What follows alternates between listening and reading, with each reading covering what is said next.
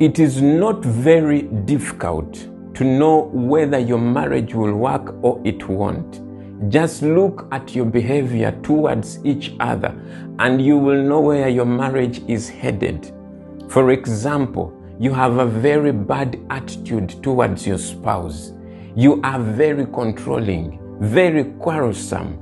You complain a lot. You accuse your spouse of things you are not even sure about. Some of you spend a lot of time detached from each other. No phone calls, no texts. And even when you get back home, you spend most of that time on your phone, on social media especially, on your laptop, on TV. And the only time that you remember your spouse is when you want to have sex with them. You keep secrets from each other. You have passwords in your phones. You compare your spouse to your ex. Some of you flirt with the opposite sex. I know of women who do not cook for their husbands. They have left their homes, their husbands, their children to be taken care of by the maid. She is the one who cooks for your husband. She is the one who serves your husband. Now let me ask you, woman, what else can this woman do for her to take over your place?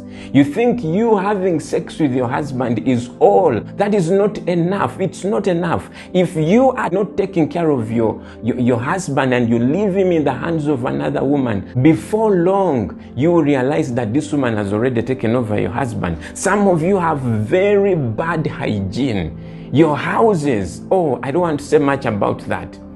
And some of you are abusive towards your spouses, both physically and verbally. And this is not only for men. There are women who have abused their husbands. I know of women who have slapped their husbands. Some of you have cheated on your spouses. And again, not only husbands, even women cheat on their husbands. Haven't you heard the stories of DNA where children have been found not to belong to those men?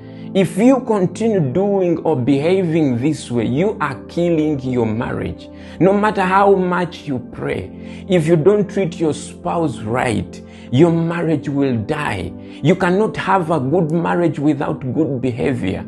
The quality of your marriage will be determined by the quality of your behavior. So the exercise I want to give you is this. I want you to remember all the things that you used to do with your spouse while you were still dating, the sacrifices that you made for each other. I want you to go back and resume doing these things. Resume dating your spouse. Resume treating them the way you used to treat them, carefully, because you wanted to win their hearts. When you do these things, you will rebuild the connection that has been lost in your marriage, because it is these things which built your relationship in the first place and brought you together.